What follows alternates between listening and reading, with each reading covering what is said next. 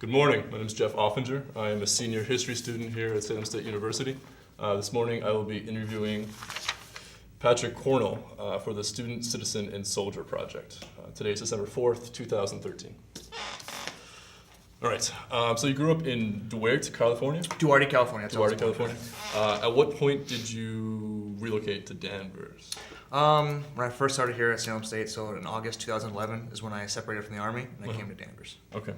How would you describe your family life, both in, Duarte? Duarte, okay. How do you describe it both there and post in terms of? Well, I lived in Duarte. I was born in Duarte. I lived there until I was 4 years old. Then I moved to Glendora, California, is where I was kind of raised. Okay. Suburban town of Los Angeles. So similar to Danvers, suburban to Boston, just a little different style, different setup. How was your, what did your parents do for a living? My mom has pretty bad arthritis, so she worked with elderly click care. And then my dad's a concierge in Los Angeles. I have two other brothers. And then when I came out here, I just went to school full time. What is your parents' political background, of your parents and families? I don't know too much, but I would say more towards the Republican side, more towards conservative. They never really talked about politics in our family. Just kind of what I pick and pry from them. Okay. What about your own? I'm kind of neutral, but I lean towards the right. Okay. Has that changed at all since joining the military, or has it had any effect? I don't think it changed. I think it more defined my political, ideals, I guess you can say. I don't consider myself a political person, so I try to stay out of it as possible. Okay. But I have my feelings, and I lean towards the right. Okay. Your biographical information form mentioned some of your siblings are also in the military. Correct. And you said your father is as well. Correct. Could you give me their information in terms Sure. of? My father, Wayne, he was in the Army, served in the Finance Corps. During Vietnam, not in Vietnam, but during that time period. My two brothers, both older, Sean, my oldest, and Todd, my middle brother. Sean was a rescue diver in the Navy for, I believe, 5 years. Wow, okay. My middle brother, Todd, is a current, he's still in the Army. He's been in the Army since 98. He was a drill sergeant, now he's a tank commander. What was your involvement within the community in terms of after you moved? So like middle school, high school, extracurricular activities, sports? I didn't play any sports in high school. I played kind of my friends and I played paintball, obviously, growing up in California. I was really involved in historical reenactment, so I grew up kind of a nerd lifestyle, doing reenactment for 16th century, World War II, that kind of stuff. Wow. It's fun. Okay. What side were you on? Allied side. Okay. Of course. Yeah. So did you like the high school in Glendora? I did. I've never been a big fan of school. Never did too well in school, but I enjoyed my experience. It was just me being a teenager growing up. Sure. That kind of made it difficult. But now that I'm a little older and wiser, I look back on it, I had a good time there. Okay. What was your what were your favorite studies in high school? History. I enjoy history. It's more like a hobby, but history and any kind of like technical classes. Okay. Did you know what you wanted to be when you were a kid? Absolutely. Growing up, I knew at an early age I wanted to be a soldier. Really? I didn't know, what exactly and where. But growing up, if you would ask me, what do you want to be when you grow up? I would have said a soldier. And I'm one of the lucky ones that got to live that experience. Do you base that on your father's experience? No, not really. I just grew up playing, Army, playing soldier, that kind of stuff. And my middle brother Todd was always like that, so I kind of tagged on with him. So I would say, if anything, maybe pushed to go in the Army with my brother Todd. Okay. Did your father have a good experience in military? Or? Absolutely, yeah. Okay. But it was a little longer, a little older, so we didn't talk too much about it. Okay. Where do you fall with your siblings in terms of age? I'm the youngest. You're the youngest. Okay. So assuming that you come from a military family, how did your family react when you told them you were signing up? Well, when I joined during my right after my 17th birthday. Okay. October 2nd, I went to the recruiting station and signed the final paperwork, and my parents had to sign a waiver because I was under 18. And they were about to go on vacation, so that kind of shows that they were supportive. They never doubted my decision one bit. They supported me throughout my career and beyond till today. So Good.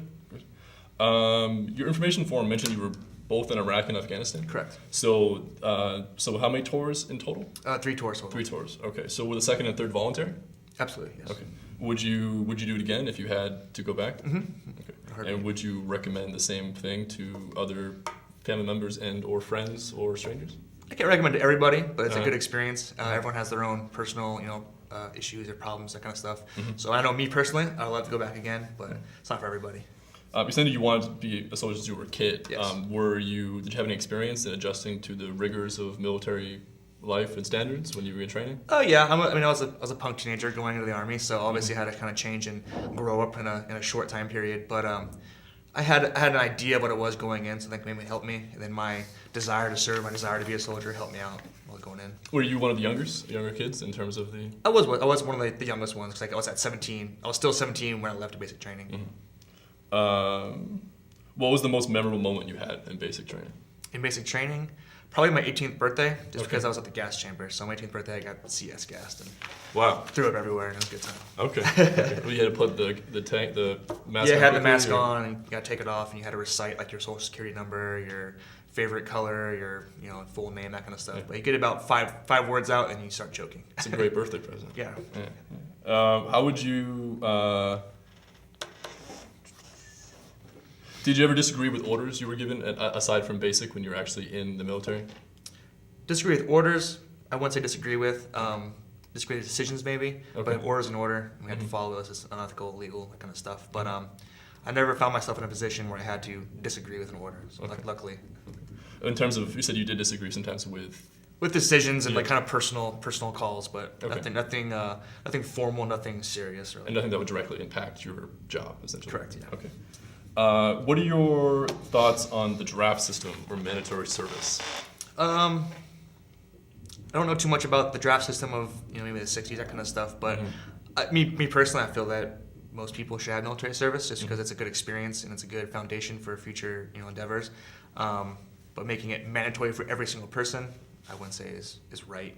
Everyone has their own decisions and their own right to choose their own path.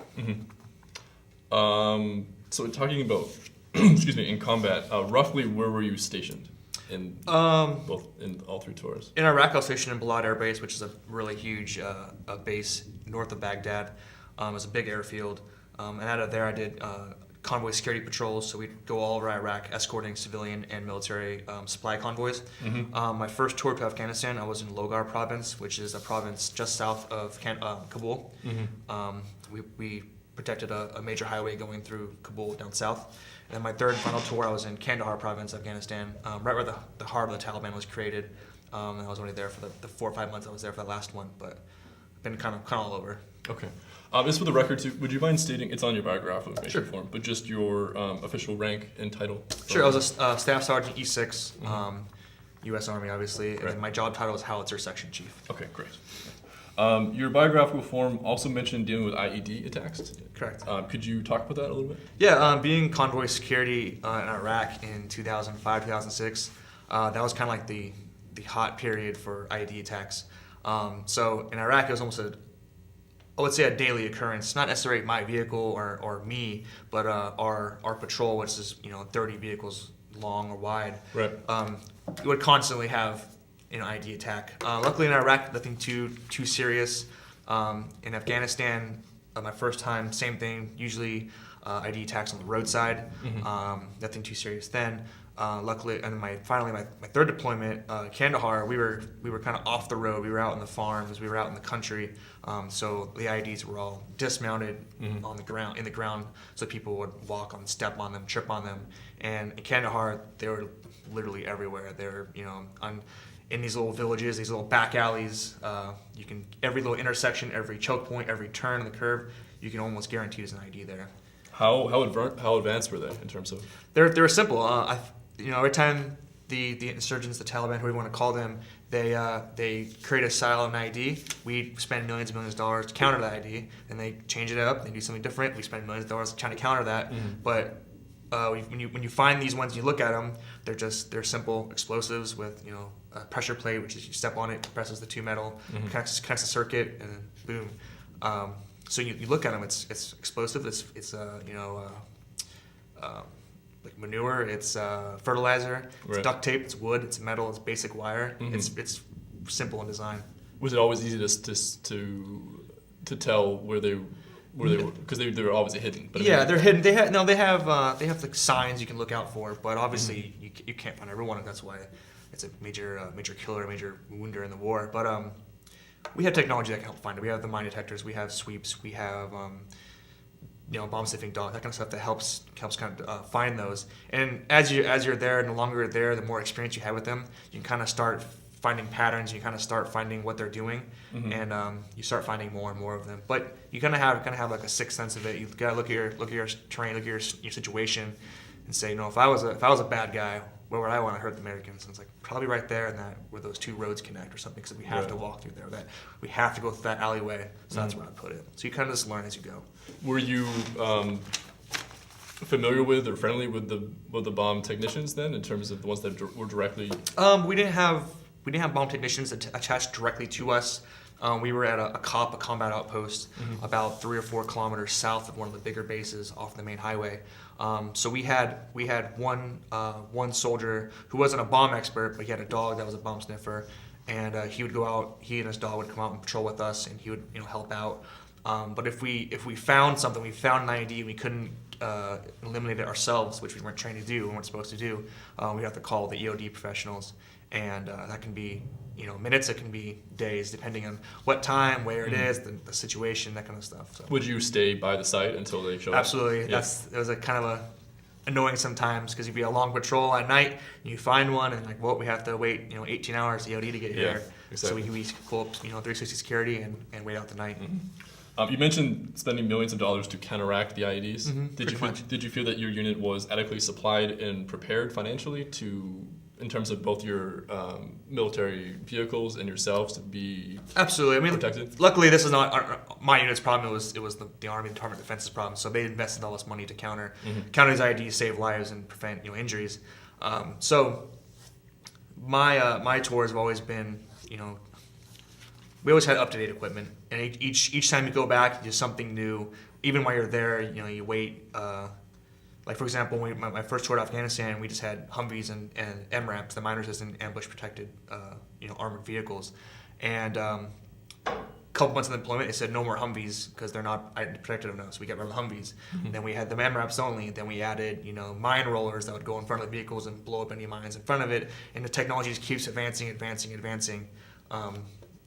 And then just counters whatever the main problem is in that area. Okay. Can you see what a mine roller is in terms of what that means? It's pretty much just an extension of the front of the vehicle that kind of protrudes out, and then it had heavy rubber wheels that were in a line. So when you would drive around, it would go in front of the vehicle, and if there was a pressure plate IED, if there was a mine, the idea is the roller would run over that explosive, detonate it ahead of your vehicle, so when you don't have a direct hit on your vehicle, and it only damage or destroy the mine roller itself. Right. So it's like a snowplow sort of thing. To an extent, yeah, exactly, pretty much. Okay.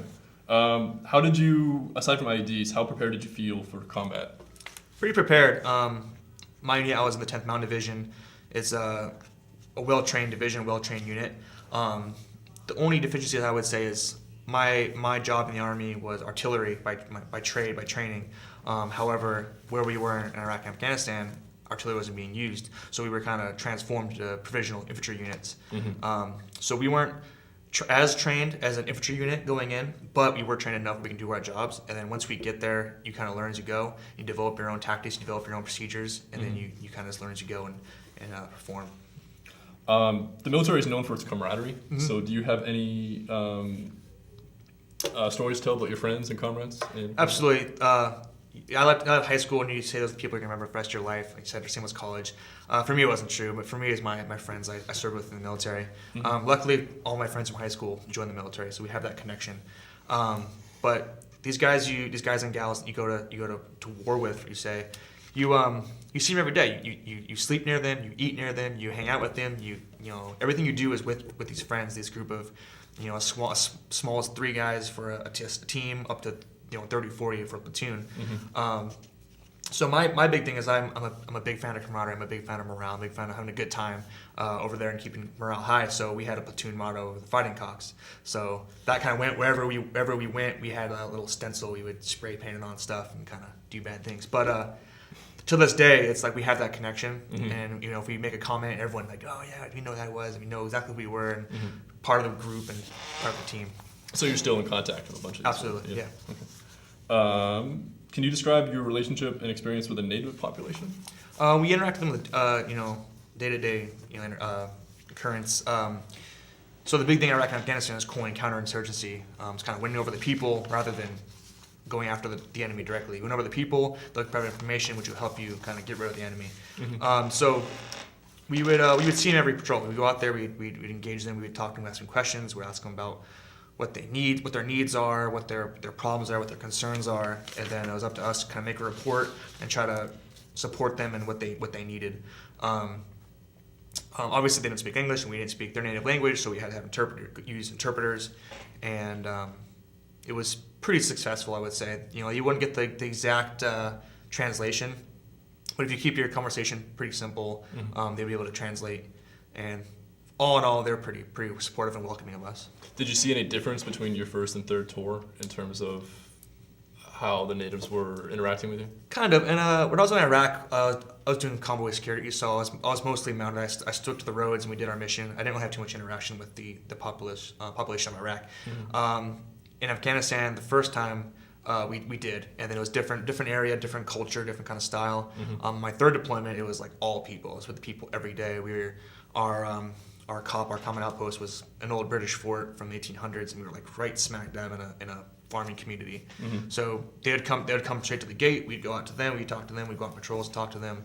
But it kind of depends. They have their really proud culture, so they don't want to ask for everything. But they're receptive of it, and they'll take your help if you offer it. But as you progress, as they kind of build more trust in you, more confidence in you, they'll provide more information and kind of open up a little bit so you can really get there and help solve their problems. Right. Did you have a tour that you preferred in terms of the first, second, or third? Because they sounded wildly different in terms of what you were doing. Yeah, considerably. I enjoyed my second tour the most because it was like my real tour. My tour in Iraq, I was young. My mission was interesting and it was dangerous and it was really important, but I didn't get to do all the stuff I wanted to do just because of the nature of the mission.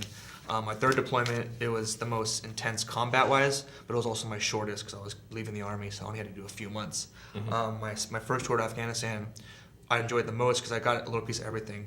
My first couple months of the deployment, we actually got to shoot artillery, so we had a 155 millimeter howitzer we got to use and shoot for the first few months. And after that, we kind of transformed into the provisional infantry unit once again, and we drove about 30 miles north of where we were, built our own base, lived by ourselves, had Afghan allies living with us, and we pretty much had our own called battle space, roughly the size of Rhode Island. It's pretty large. Yeah. And then we just did our thing, and we had a good command team, so they gave us enough flexibility where we can do what we had to do, and then rather than what they said that we had to do. So it was good. How did you pass the time when you had these long stints of waiting, I guess? It's all about scheduling your day out. So you have your kind of schedule your day around your meals. Obviously, that's like the one things is going to happen. But some guys go to the gym, some guys play video games, some guys use the MWR, which is the morale, welfare, recreation tent or room or whatever, which has TVs and video games and internet and phones, that kind of stuff. So you do those kind of recreational, areas you go to. But really, the job's never done. So if you go on patrol, you can do that. You come back, you have to rest a little bit, then you have to do maintenance on your vehicles. You have to do maintenance on your weapons. Then you have to do guard duty. Then you have to do force protection or position improvements. You're putting up walls, putting up barbed wire. There's always something to do. You got to expand. You got to build. You got to constantly doing work. You're doing reports, so it's ongoing. Especially for my rank is staff sergeant above. It's more. You have to do the paperwork afterwards, or the junior soldiers were the ones doing like the guard duty, that kind of stuff. Did you find it difficult to advance in terms of rank? No, actually, I was lucky. I kind of went up pretty fast. I went from E1 to E4 in 3 years, E4 E45 in a year, and E5 in a year. So I kind of jumped up pretty quickly, luckily, which is good. But obviously, I had to learn on the fly and learn pretty quickly. You mentioned that you were living side by side Afghanistan soldiers for a while. Did you pick up any of the language? Not really. I tried, but I did enjoy interacting with them. We'd go over there and kind of hang out, and have a good time. They'd cook food for us. I spoke a lot with the interpreters. Go to their tent and kind of be nice to them. Just kind of learn where they're from, learn their stories, and they were trying to help us out with the culture as much as possible. But learning language, I learned the basics, just the commands, but nothing too in depth. Did you find any similarities with culture? Kind of. Afghanistan's really broken up. So up north, they were different kind of tribe, different culture down south. So down south is like a really Pashto area, so they have like their own kind of culture and their own language. Mm-hmm. While up north is I spoke, I think Farsi, I think it was, which is a little different. Right. So. So when you said you joined at 17. Correct. So 9/11 happened when you were still in high school. Yes. Right. So did that have any effect on your decision to join up, or how did it affect you at all? Or? Not really. I didn't really think too hard. At that time, I was in 10th grade, so I didn't look too far into it. I knew I wanted to go. It wasn't going to change any of my decision. If anything, it would have helped me, motivated me more to go in more. But I can't remember it making a big impact and a big influence on my decision to join. Do you remember the War on Terror having any effect on you, positively or negatively, in high school, or? No, honestly, like in 2003, when Afghanistan first kicked off 2001, didn't think too much about it. I was a little kid. I was younger. 2003, when Iraq invasion happened, my brother was on the initial invasion, so I'd watch it on TV. We'd stay up to date with the news. We'd get letters. I was involved, but honestly, at that time, I was like, okay, it'll be over. Not a big deal. I don't care. I joined the military. I know that I may have to go overseas and do a job, which is fine. But I joined in 2004, and it was no doubt in my mind that anything bad was going to happen. I knew I had to go. And that's fine, because that's what I kind of wanted to do. Do you see there being a change, positively or negatively, in terms of your tours of service on Afghanistan and Iraq? Change the population, or change on me? Both, I guess. I mean, mostly in terms of for the country itself, in terms of its stability. I guess we were there for a year, so a lot of these projects, a lot of these changes we're trying to implement into like the country and into like our local area. They were bigger than us. It wasn't something that was start this date, end this date. It was an ongoing thing. So we were there. We did what we could. We implement civil projects to build water pumps or drainage or that kind of stuff. So we did what we can, but it's an ongoing mission. Obviously, we're still there. So I think in the long run, we did our part, but did we make a huge impact, us individually? I don't know. We just did our part for our area. For me, it was obviously I grew up. It matures you pretty quick, and you learn a lot of life experiences, and you kind of take that away and bring it into whatever you're doing afterwards, school or civilian occupations. What do you vision as the best case scenario for the wars in Iraq and Afghanistan? Well, Iraq's luckily over. Afghanistan is kind of provide them the tools they need to take care of themselves and slowly back out by maintaining our honor and maintaining a presence so that we did the right thing. If we just said, "Oh, we're done with this," and leave, then we're not doing anything. We're kind of everything we worked for the past 10+ years would be eliminated. Do you have an opinion on what the United States' role should be in the Middle East? I don't have an opinion. In the Middle East, in particular, not really. I think in the United States in whole, we have a responsibility to the world. We still are, one of the world superpowers. We have a responsibility to help others. But for the Middle East, I don't know. It's kind of above me. I don't know how I feel about that. Okay. What were your thoughts on the timetable to withdraw? It's pretty difficult. Setting exact times to withdraw troops and troop numbers and by these dates, it never really happens. Everything changes. It's constantly, it's fluid. It's also always changing. So it's a good guideline, but I wouldn't follow to the minute of those timelines. What about the surge with the mass increase of troops? I think it worked. I think it was a good idea to kind of fill in those gaps. One of the big things with counterinsurgency before the surges, we didn't have enough troops to get engaged with the local population. So we were focused in large bases in Iraq and Afghanistan, mostly in Iraq for the surge. And we weren't engaging the population. We weren't in the villages. We weren't talking to them. We weren't living with them. So we couldn't really understand what their issues were. With that surge, with the increase in troop numbers, we were able to push out these big bases, build these small outposts, and integrate with the population and really get in there and help them out. Did you notice if the new soldiers coming over were as adequately trained as you were in terms of? I don't remember a huge difference. And before you deploy, you go through a cycle of a build-up of training. And as far as I know, they wouldn't send a unit that's totally unprepared. There's a number of kind of checks you have to check off on your list before you're eligible to deploy. And if they were sent, I'm going to assume that they were well trained. And every unit is well trained. So. Moving away from that a little bit, do you have any feelings about the anti-war movement? Everyone's entitled to their opinions, I guess you can say. No one's pro-war. Support the troops, support what they do. But if you're anti-war, join the club. Do you have any reactions to actual forms of protest and dissent? I've never been involved with a direct protest. We heard about one outside of our gate in Fort Drum, and we kind of want to go. We want to drive over there and see what it's all about. By the time we got there, they were all gone. So. Okay. Have any of your, as you mentioned, most of, if not all of your high school friends went over to join the military in your family. Do any of them have more anti-war feelings from their time, or? Not really. Two of my good friends, they went with the Marines. One's still in, one was out. My best friend Wade, he was killed in action last November 1st. Okay. So maybe his family has some not anti-war, maybe anti-war, but I don't know. Okay. Looking at how the media covers the war, do you think the public is generally informed of what's going on, or if they're not, should they be? Are they generally informed? I guess, these media, people in the media are in these big bases. They can show you an idea of what's going on right there at that moment. As far as like getting down and dirty with everyday events, they're not there. So you only hear about the big things. You don't hear the significant events. You don't hear about the day-to-day activities of soldiers or Marines or etc. And should they be informed? In my opinion, not necessarily.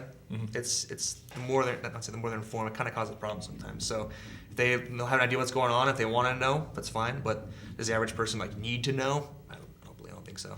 You mentioned that the media wasn't involved in your day-to-day activities. Correct. Would you have welcomed that, to have a journalist with you on a day-to-day routine? Having not been exposed to them, I would say yes. But maybe my ideas might change if they were there. Of course. But when we had media people come in and they would stay for a week, they would stay for a month or a day or something. But they weren't like always there in every single detail. So how'd you get along with them when they were there? I didn't really talk to them too much. Okay. Was that on purpose or to direct it? No, I mean, if they asked me questions, I'd speak to them. They were friendly people, but I had my own daily routine. I had my own soldiers to worry about, so I wasn't going to go out of my way to go talk to them. Sure.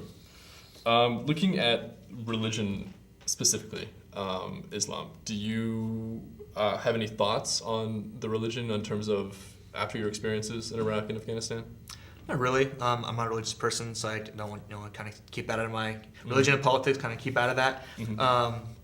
But it's I guess I'm more interested in it because you get this idea that Islam terrorists and suicide bombers, that kind of stuff. But you go to these countries and obviously they're not all terrorists, they're not all suicide bombers. So I kind of have maybe a more of an interest to learn about what it really is and what's portrayed it is.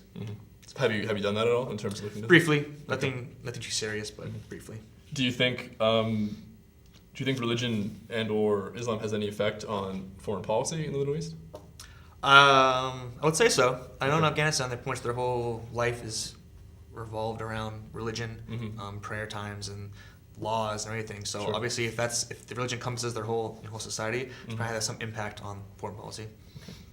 What about the reverse? Did you feel any sort of strong Christian values among your fellow soldiers, or was there any sort of? I would say a little bit. I'm not a religious person, right. But do we pray before we go out and patrol sometimes in Iraq, especially Iraq? Absolutely, as a group.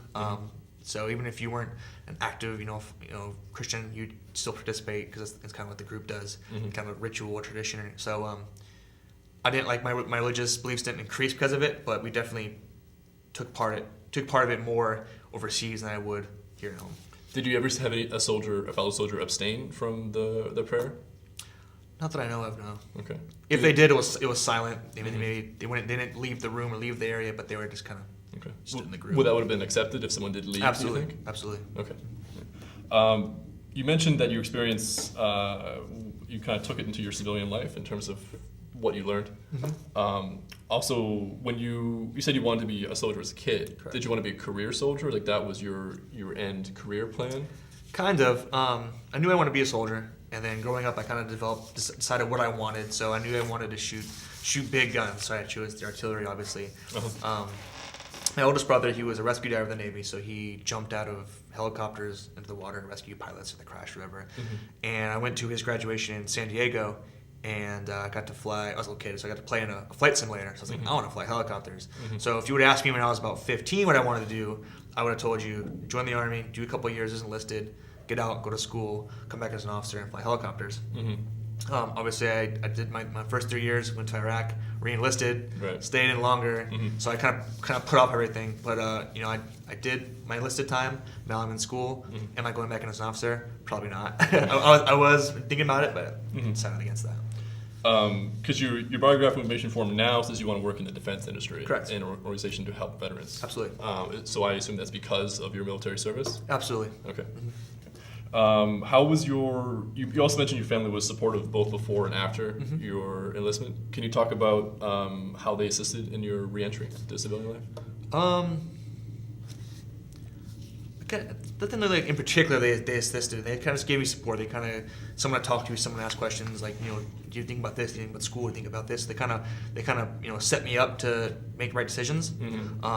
Did they physically do something to help me out? I don't think so, because they're in California. But the support's there and the love's there. So any decision I made, they would support it, but they would question me in the right areas to make sure I make the right decisions. Okay. Would you describe your reentry as a positive experience or a difficult experience? Or Positive. Difficult, stressing in a certain way, but I would say overall positive. That's me personally. Okay. What was the first thing you wanted to do upon coming home when you were on the airplane? Did you have like a coming home from deployment? Yeah. Being from California, my first thing is In-N-Out Burger. Obviously, that's kind of like the thing to do to California. Sure. But besides that, realistically, see my wife. I'm married. My family. Get back home. When I came home from Afghanistan the first time, I came back home. We had furniture bought. We had an apartment for the first time. It was my girlfriend at the time. So coming home right before Christmas to my girlfriend, to a home, to furniture, to it was like such an overwhelming experience. I was so looking forward to that. Did she know you were coming home when you were? Absolutely, yeah, she was there. Aside from your family and friends, how was the military helped in your transition? Before you leave, you go through a process. In the Army, it's called ACAP, Army Career Alumni Program. I believe it is, and it's a process where you can go there. You get kind of advice on school, advice on resumes, advice on jobs, and they're there to kind of help you transition out. Going into the Army, you go through 9 weeks of basic training. You go to X amount of weeks for job training. So it takes months and months to come in the Army, but it only takes a few days to get out. So I kind of got much as I can out of it, but after that, it was kind of on my own and research on my own. You mentioned resume assistance. Did you have difficulty trying to make your military combat experience work in a civilian setting? I still do. Every veteran does. But I guess what I've learned is you don't take the combat experience. You don't say I was an artilleryman and I shot heavy explosive rounds long range, but you can take the leadership skills and like the experience and what you kind of did, reword it into civilian terms, I guess you can say. Yeah, right. Was your experience similar to that of your siblings in terms of re-entry to civilian? As far as I know, my oldest brother was in the Navy kind of before all this happened, so he wasn't involved in any like the combat deployments overseas. My brother Todd was there. He's still in, so he hasn't made that transition out yet. But as far as like combat experience and overall military experience, we have pretty similar. You mentioned before our interview that you're a business major. Correct. How did you decide to study that? Well, when I first got out, my plan was to come back in as an officer. So I figured a degree in management would assist me as the most as an officer, because obviously I'm managing personnel and equipment. So that was my kind of initial reasoning behind a business management degree. Now that I decided kind of against that and kind of not necessarily against it, but I want to see what I'm capable of, take what I learned from the military and put it in the civilian world. So for me, a business management degree is it's a good foundation where I can go off of and pursue other degrees in like specialized fields. But it's a good solid degree where I can go off from. Do you have a minor at all? No. Do you have you said other degrees? Do you have plans to get? My plan is as soon as I'm done here with my bachelor's, I'm going to go straight to a master's program. Okay, great. In business? Correct. Okay. When you mentioned you wanted to work in the defense industry and or a veteran organization, do you feel that veterans are adequately taken care of in the United States overall? Overall, I would say yes. I think there's shortcomings, but everyone's doing great things to improve on that. There are shortcomings, so that's why we have organizations like American Legion and VFW, Student Veterans of America. On college campuses, we have like the Student Veterans Organizations. So there's groups of people that are there trying to bridge those gaps between military to civilian. So with all them doing such great things, it all equates to overall they're taken care of. How do you view civilian life now as opposed to when you were a kid before you enlisted? I guess when I was a kid, I was kind of taking everything for granted. And then, you grow up, you don't know kind of how everything works. Right. And now that I'm older and I'm out of the military, I'm kind of on my own in a sense. It's you have a little more respect for being an adult and being a member of society, I guess you can say. You mentioned you're married. Correct. Do you have any children? Oh yeah, no. If you had a child, hypothetically, and they wanted to go in the military, would you support that? 100%. Okay. How do you view other veterans in terms of those not in the U.S. Army? Do you draw any distinction between Navy or Marine or et cetera? We all joke. We all Right. pick on each other. We all have a good time. But I'm a firm believer in the one team, one fight kind of thing. We all have specific jobs. We all have specialties. And even though we're different in a way, we're a band of brothers. We're all connected, and we all do. We're there for a reason. And when it comes down to it, all jokes aside, we're all family. Anything else you want to talk about in terms of other questions or information we didn't bring up? No, I don't think so. I think we're done. Sounds good. Great. Thank you. Thank you.